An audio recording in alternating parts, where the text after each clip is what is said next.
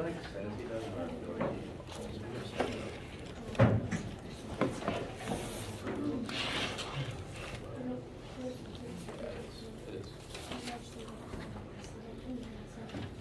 Morning, everybody.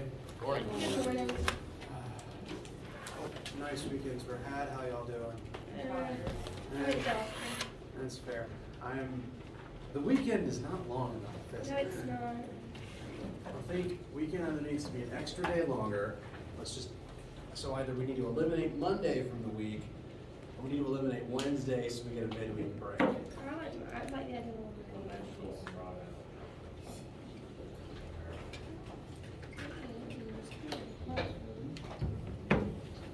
We've actually done research on this, but no one's implemented it yet because they're cowards. Does anyone need anything or have any questions before we get started?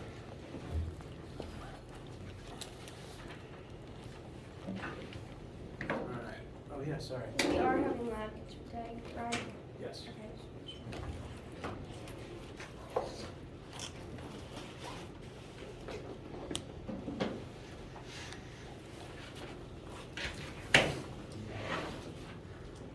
There is lab this week, though I am glancing at the schedule to make sure I didn't forget anything. Yes. We're on normal lab schedule for the foreseeable future.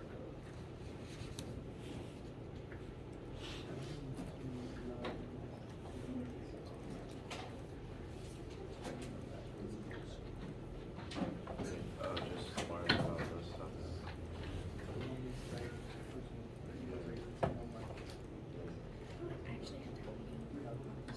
Not turning. Where are you going after that? Day off today. Gavin's gonna do it. He's gonna work that us. Now we have Saturday. He wants to do it. What was that one? They said he was gonna do that. Give me just a sec, something that I You just play baseball state on Thursdays. I apologize. I was wondering why. I wish Metro could keep track of it. I think Metro does. Sometimes it's just like, when it comes off, it doesn't say much about it. He's very quiet. It's good. But, I'm like, I just quiet like a couple weeks and finding my game more and more and Georgia Tech more confidence. I just roll with a good practice for the day. Practice with each one. I was playing tennis and I think that's probably why he takes me because some of them All right. So, last time, on Friday, we began talking about how that force relates to various other principles in physics. The first of those being the physics notion of work. Now, physics work, again, this is one of those times where the vernacular word differs from the physics definition. Physics work refers to the idea that when you exert force on something and successfully make that object move due to the force you exert, you are using up energy and you are accomplishing some task. So when you lift something up, you exert a force upwards, it moves upwards, and this work formula will allow you to calculate what you accomplish, but also how much energy it took you to be able to do that. Because every time you move any part of your body or exert force on something, it does take up energy. There's a certain amount of energy in your body based on the food you eat, and every action takes up some of that energy. So the work formula allows us to calculate how much energy a certain task takes when done successfully. The formula, again, work equals force times displacement. Work is the W on the front. It is measured in joules, which is the metric unit for energy. A similar unit is calories for food energy or chemical heat energy. So again, W work represents the energy needed to perform a certain task, the amount of effort you successfully accomplish when you do that task. F is the force you exert, and delta X is the displacement of the object that you are pushing on. Because in order for this formula to work right, it can only really measure the amount of work that you actually successfully accomplish. The object has to move as a result of the force you exert. If I push down into this table and it doesn't move, I'm not accomplishing anything besides tiring myself out. But if I slide something horizontally across the desk, you can measure how far it slides because of the force I exerted, and you can actually calculate the amount of work that I successfully did in that interaction. A caveat to this formula is this parallel sign here within it. It means that the force and the displacement need to be parallel to one another. If I push something to the right, I want it to move, well, to my right, your left. If I push something to your left, I want it to move to your left. If I push something to the left and it moves up, I'm not the one doing that.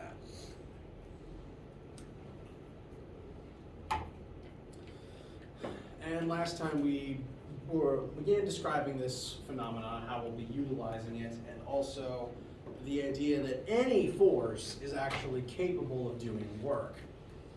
That includes the force of friction.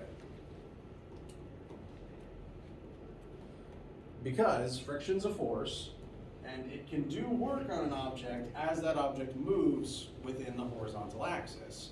Parallel doesn't mean same direction, it just means same plane. So if something moves forwards and friction pushes backwards, that's still the same axis. Friction can do work on the object as it is moving. So we'll begin today with a simple question to dust off for the week and to review this specific concept. Here we have a 12 kilogram object. It is being pushed forwards at constant velocity along the floor with a force of 62 newtons.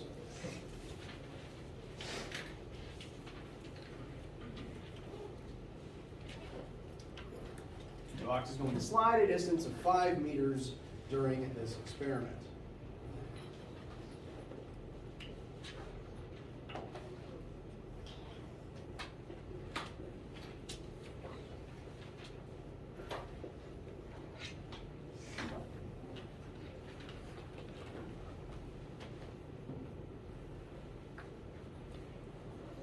So here's our box. We're applying 62 newtons of force to it. It is going to move 5 meters forward within the same axis as a result of our efforts.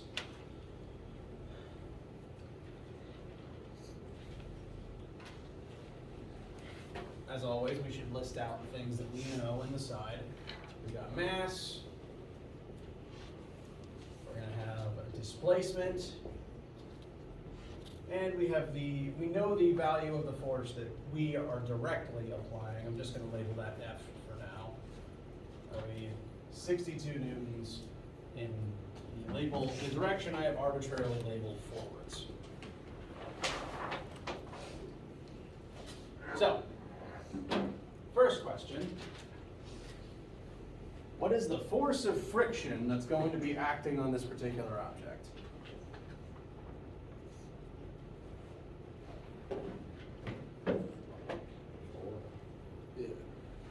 The floor is creating the force of friction. You are absolutely correct. I'll make that part clear. As the box slides along the floor, the bumps and ridges of the box are interacting with the bumps and ridges of the floor. They don't want to move past each other, and you have to force them to move past each other. So the floor is creating friction while this happens. But with the information given, can you guys tell me how much friction there could be in this interaction? Say again? Correct, actually. I'm going to write that down, and then I'm going to show you where that number comes from. In this specific instance, the force of friction would be equal to 62 newtons backwards. Now, the way that I know that is because the box slides forward at constant velocity. What does that tell you about the net force acting on this box? 0. Very good. Constant velocity means no acceleration.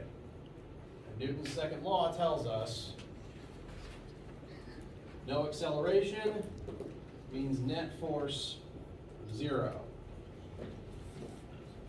We've only identified 2 forces on this box, and there's only going to be 2 in the x-axis. So if I was to use this to describe the x-axis, net force x would have to equal the sum of the 2 forces in the x-axis. There's the force we are applying forwards and the force of friction backwards, and they must add up to 0. If 2 things add up together to 0, they must be equal and opposite. So, general knowledge, better way of describing that. A general tip that you can rely on in here. If something's moving at constant velocity, the net forces on it are balanced. And since you can never really escape friction, friction would have to be there, it means that whatever force is propelling the object forwards is equal to whatever force of friction is keeping it at constant speed. This is literally how the cruise control in a car works. The friction on the car from the road is going to be acting no matter what. That's why if you take your foot off the gas, you eventually slow down.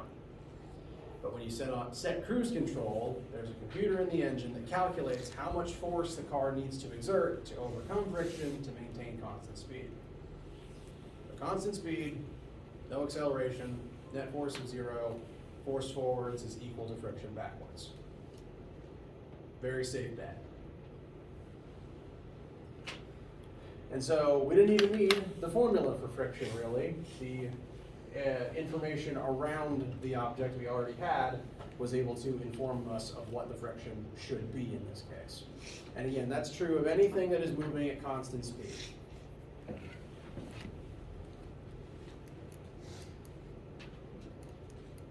You know what? Real quick, before we get to that last question, I'm going to rewrite it because it's not actually asking what I want it to.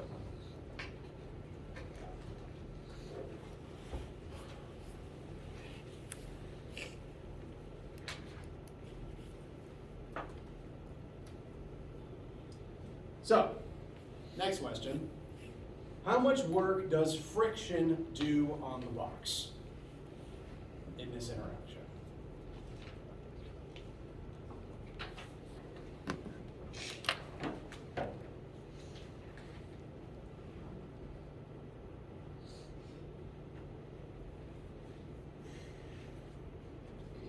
Since friction is a force, it can do work. All forces are capable of doing work. And here we have the box moving this way and friction pushing it in the opposite direction while that happens. Now, opposite direction is still the same axis. So we can successfully use the work formula. Work equals force times displacement, as long as they're parallel to each other within the same axis. And they are here. Positive x and negative x are still the x-axis. So even though one of them's negative, they still meet the parallel requirement. Force times displacement? Yes, thank you. So, we can plug in the numbers as they're given with one small caveat. If we're defining left as forwards, I know that's a little bit backwards to normal, but that's just how the picture wound up on the board. If left is forwards, like we're pushing forwards with 62 newtons and the box is displacing 5 meters forwards this way, the 5 would be a positive number, but the force of friction points in the opposite direction. So from that displacement's perspective, that would be negative. Positive work answers mean that you are successfully giving energy to something. You're doing work on it to accomplish a task. That would be if we multiplied our positive 62 times 5 to describe the energy that we're putting into the box to make it move forwards. However, negative work, because when you work this through, you get negative 300 and, what was it, 62? 10, 310. 310, yeah. Negative 310.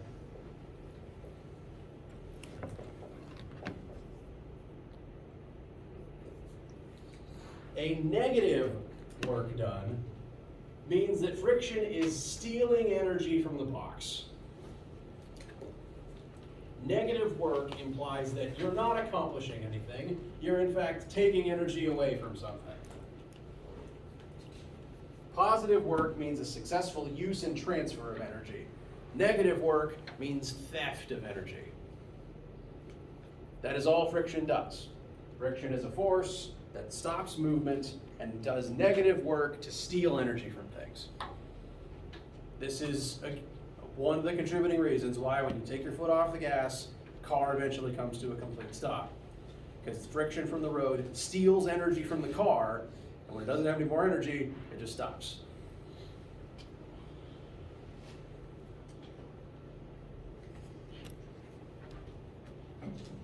Questions? How's this feel so far? Les? So why is force parallel negative in the formula, but when we have the things given, just because we multiply it by?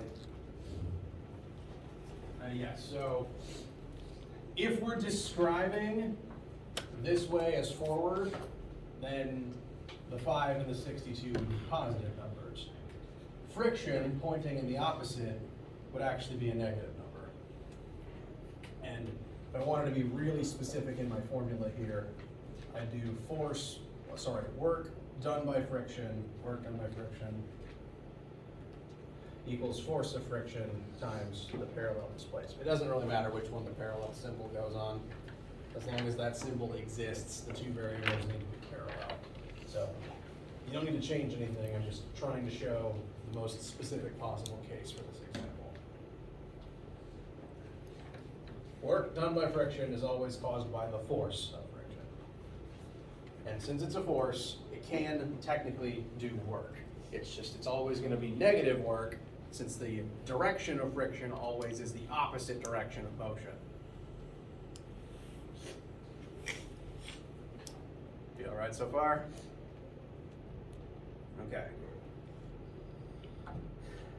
Now, I've been throwing the word energy around a lot the past couple of lectures, and I have not formally defined that for you yet. Just need to find where in my notes I did that.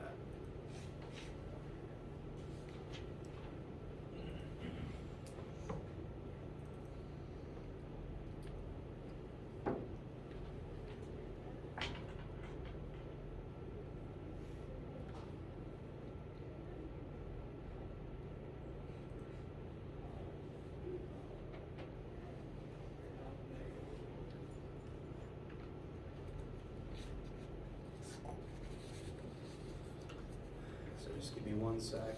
I accidentally stored some information in a different save file, and the font in it is egregious, so I'm gonna change that.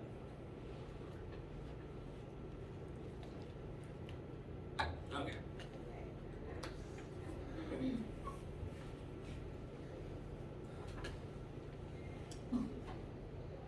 So, friction can do work. Work involves the use and exchange of energy. Now, again, I want to make sure that you understand what I mean when I say energy for the sake of this class, because it's another one of those words that is used in the common vernacular in one way, and physics has a slightly different definition for it. When you hear the word energy, where does your mind go? Electricity. Electricity, very good. We use that to transfer energy from place to place, so that's a good place for your mind to go. That's probably the best answer. Now, when I was a kid, one of the first places was like in fantasy and sci-fi, when you like see energy on screen, like something's full of magic and powering up, and you can see light coming off of it, because how else is the show going to tell you that that's there? So when I was a kid, that's what I thought energy was. And lightning, electricity is another good idea. It's a good guess for what energy is. That said, I want to make sure to describe actual energy as best I can in physics terms for your notes. And the problem with defining energy is we still don't have a great definition for it. I told you that physics is the science of improving our understanding of the universe. Energy is really mysterious because we can't really observe it directly. The best definition we have for energy is, I'm going to tab forward real quick. It's something that matter can possess that allows matter to do things. If you think of any similar cases where you think you can see energy or feel energy, technically you're not actually seeing energy itself. Energy is invisible, and humans are only capable of detecting what energy does when an object has it and uses it. Can you detect, like without reading the information on the side of the box, how many calories are inside your food? No, but that calorie rating is technically the amount of energy inside the food. You can't really detect that until you've eaten the food and your body has it to do tasks with. Same as these cases here. What you're seeing here isn't literally energy. What you're seeing, namely in the case of lightning, is what matter does when it has energy. Because lightning, it's not raw energy itself. Lightning is physically a bunch of electrons moving from one place to another. Do we agree about this much about electricity? So lightning is physically made out of electrons, and electrons are matter, meaning they're not energy. You're made partially of electrons. It's just another part of matter. So the electrons aren't energy themselves. And when the electrons move from place to place, that takes a certain amount of energy, but that's still not what you're seeing. You've never seen an electron, whether it's moving or not. They're too small. So what you actually see here, as electrons pass through something, they leave energy behind. Like when the Flash breaks through a wall. Technically, he imparts energy to the wall, and that's why pieces of it go flying if he's not careful. So when the electrons move through something, they leave energy behind in whatever they were moving through. And when things have energy, one of the things they can do with that energy is glow. This is literally how light bulbs work. You run electric current through a certain material that glows when electricity runs through it. Lightning, the light you see from lightning, is light given off by plasma created when electrons move through air. The light is not the energy itself. The bolt of lightning isn't the energy itself. You're just seeing what happened because the air had energy when electrons surged through it. There's some argument that light is probably the closest form of energy a human can observe because light itself is equally mysterious and it's given off as a byproduct of energy. So seeing light itself is, I'd say, the closest you can come to actually observing energy with your eyes. But the lightning is not energy. The lightning is electrons passing through air, and it gives off light because the air had energy. Same case here. I watched way too much Dragon Ball Z as a kid. Odds are Goku and similar characters are just putting energy into the air, and the air is glowing. And their hair. Same in like any magic show as well, and sci-fi. Force fields should technically be invisible. They're just made funny colors so that the audience can see them. So, once again, You can't see energy itself, you just see light coming off of things that have energy. What energy actually does is, when something has energy, it can use it to do stuff. So for this class, when we measure energy, like we technically did here, this work done by friction is an energy measurement. This is the energy that friction took away from the box. The energy we're describing is energy that can be used to do work, that can be used to accomplish tasks. And when you do work, you use that energy to do a task. The act of doing work is the act of using, transforming, or imparting energy.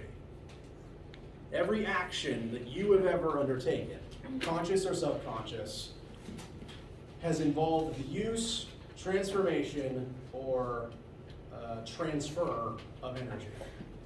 Again, every single thing that you do, conscious or subconscious. Every time you move your muscles, you are transforming energy from one state to another so that your body can utilize it to perform a task. Most energy is stored in your body in chemical form, in your food, in ATP molecules, and when you move your muscles, that energy is transferred into a physical motion-based form to allow you to move. And you can impart that motion energy into another object to make that object move. Electrical energy is another just form of energy. That's what happens when electrons have energy and they start moving around, and they can impart that energy into the things that the electricity runs through. Again, light bulbs basically just control lightning. Electricity passes through gas, it leaves energy behind in the gas glows. Same as lightning itself. Lightning itself is just more dangerous and leaves behind a very sharp ion smell.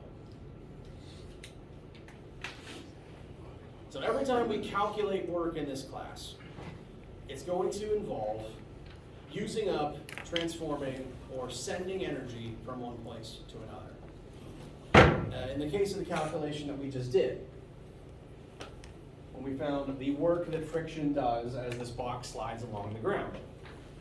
This is a transfer of energy because we gave the box energy to allow it to move, and then friction stole some of it.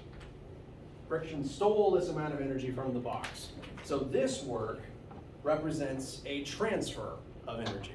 Because one of the things we know about energy is that matter can possess it and that it can switch which object has it. I don't actually have a Newton's cradle. Hold, please.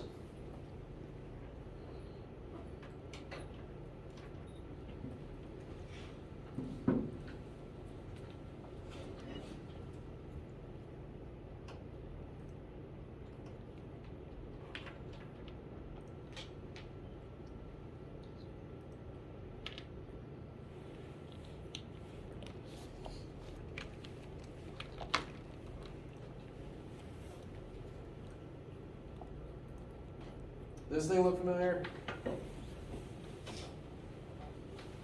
The whole purpose of this device is to transfer energy from one of the marbles into the others. When you pull back on one of them, you are exerting a force and moving the marble to do work on the marble to give that marble energy. And then when you let it go, that marble slams into the next marble and imparts that energy into the next one. So the first one stops moving and the next set starts moving because now it has energy. So now that it's moving, it swings out, swings back, crashes again, the energy transfers back into the other ones. Just a constant stream back and forth of energy transferring from one object to the other. Again, energy is very mysterious, but we know, thank you, ads, that it can transfer between various objects. You do this every time you push something, you do this every time you eat. Because you transfer food, energy from the food in your body.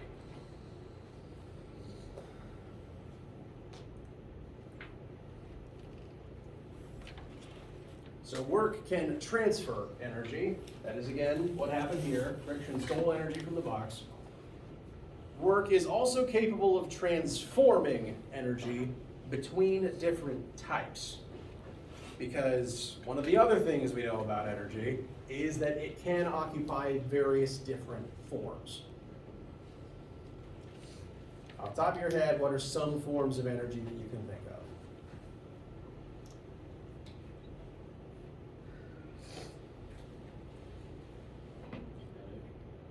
Very good. Skipping ahead a little bit, that's fine. Keep a running list over here.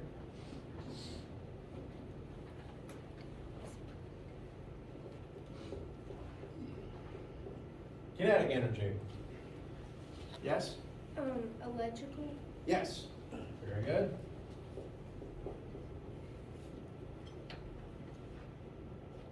Potential. Very good. Chemical. Very good also. I want to get this full list so I can describe as many of them as possible at once.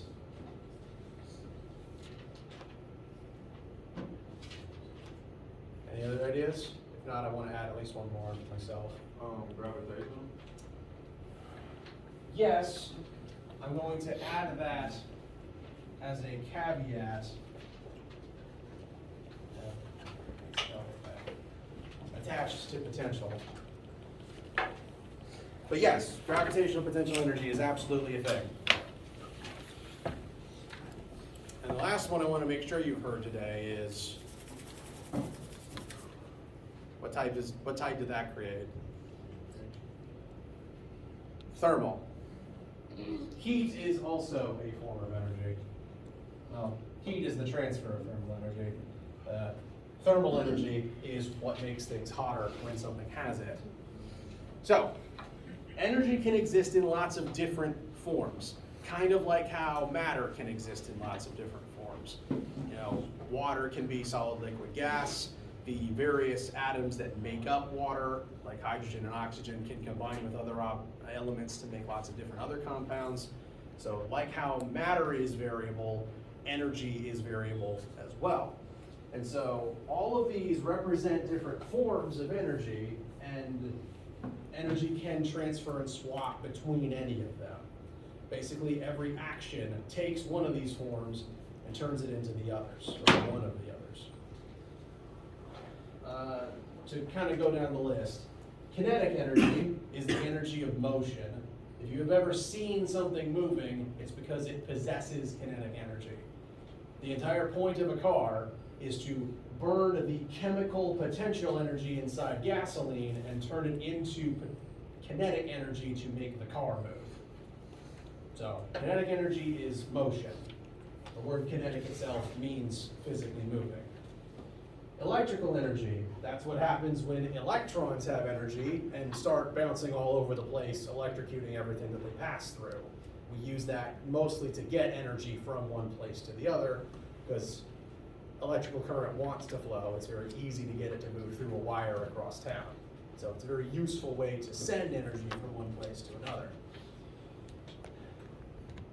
Potential is kind of an umbrella term, because lots of different forms of energy count as potential energy.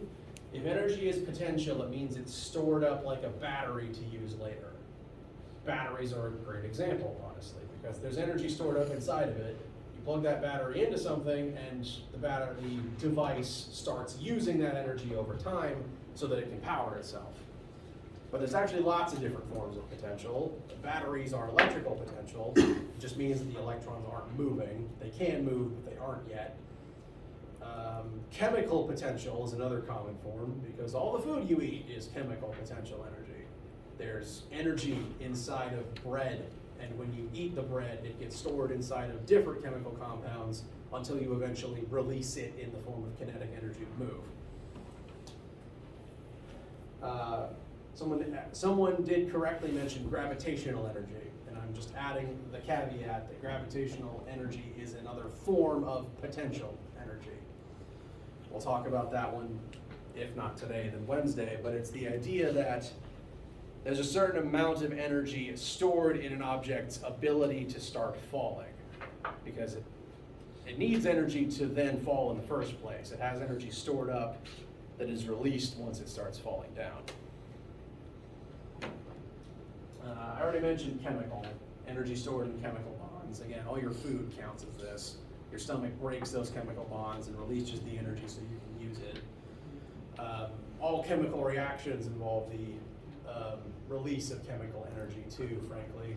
Baking soda volcanoes, big burst of chemical energy that was stored inside of the vinegar and baking soda. And lastly, thermal energy. This is arguably the most common form of energy because every single time you move, you make more of it whether you want to or not.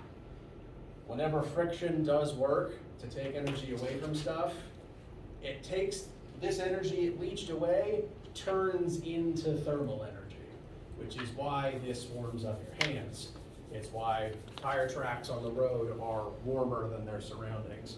It's why machines overheat, because friction inside the machine's components does work to take energy away from the engine, turn it into thermal energy, and all that thermal energy does is make the engine hotter, and eventually it will melt. Hence why all cars have cooling systems, hence why your computer has a fan in it, hence why the human body sweats to cool off, because technically you are a machine made of carbon and organic stuff.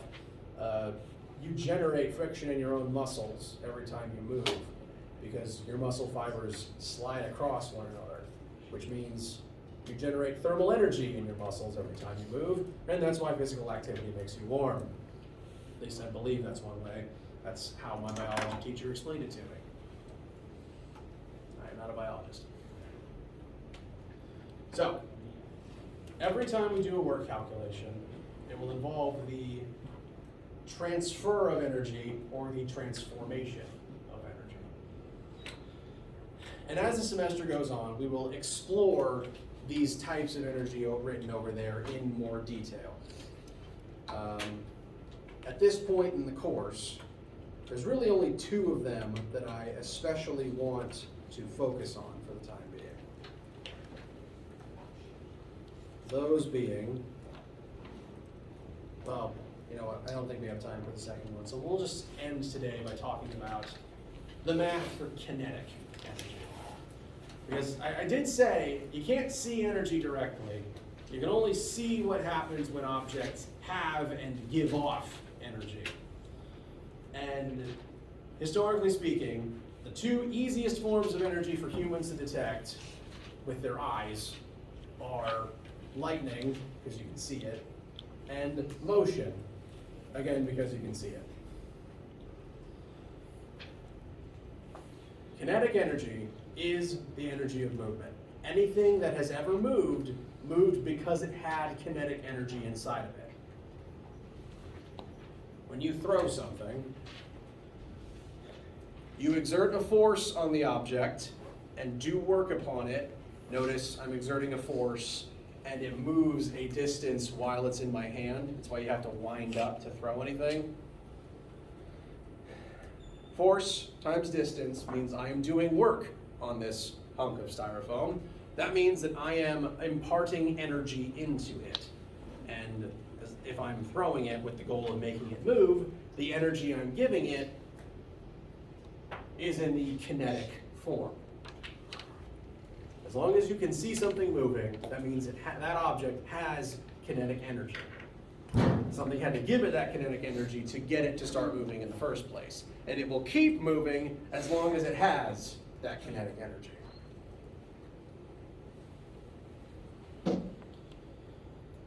Now, all forms of energy are measured in joules, like how all forces are measured in newtons.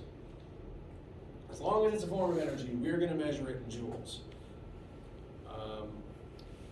For one, I hope that demonstrates that work is basically the same thing as energy used, because it's measured in joules, it represents energy used or energy transferred. So as long as something's measured in joules, it's either a form of energy or it is the use of energy, like how all forces all measured in newtons.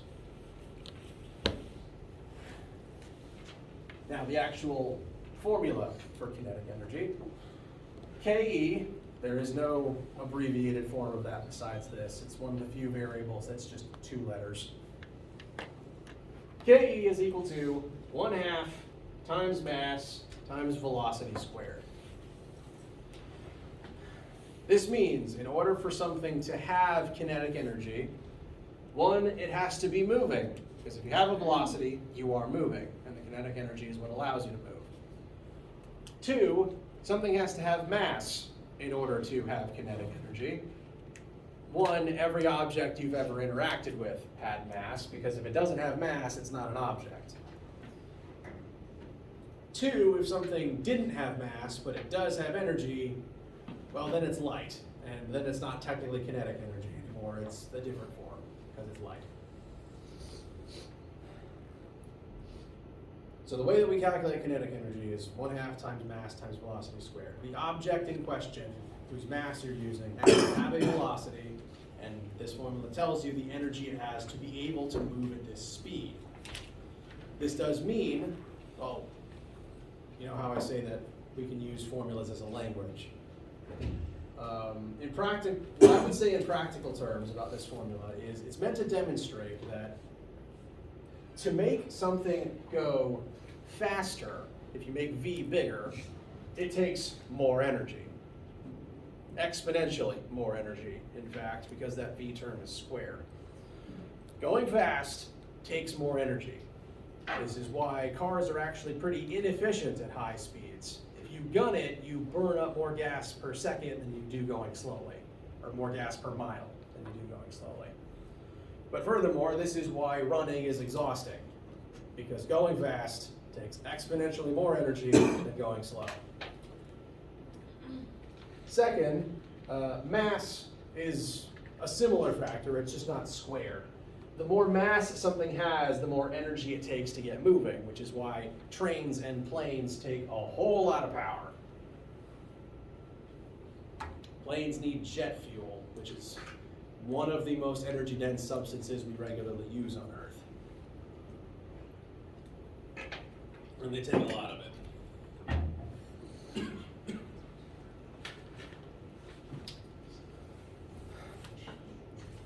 Feel okay with the formula so far? All right. We'll end with a quick sample calculation. Here we have two scenarios with different amounts of kinetic energy in them. We have a bowling ball, 5,000 grams, that is rolling forwards at 3 meters per second, and then separately a 100 kilogram human walking at 1 meter per second. Which case do you think has more KE currently stored in it?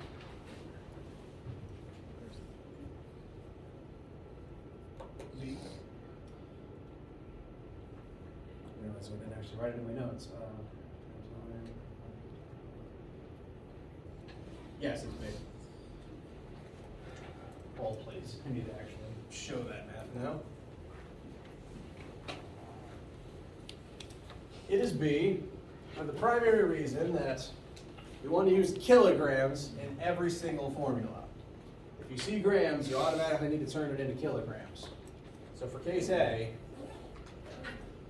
KE equals 1/2 times 5, not 5,000, but 5, times 3 squared.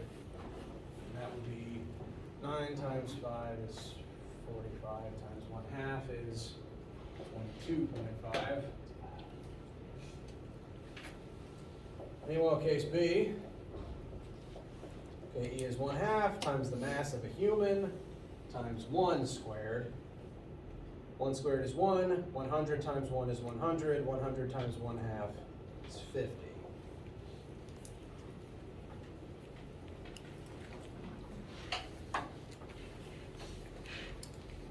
So, in both of these cases, a person had to do work to get this motion to start. When you throw a bowling ball, you exert a force on it, you do work to give it the energy to allow it to roll. When you walk, you do work on your own body to give yourself kinetic energy to impart your forwards. And walking is technically more intensive than bowling. At least at that speed. Questions, comments, concerns, let me know if you have them. I will see some of you for lab today. Even if I don't, please have a wonderful day. Oh. to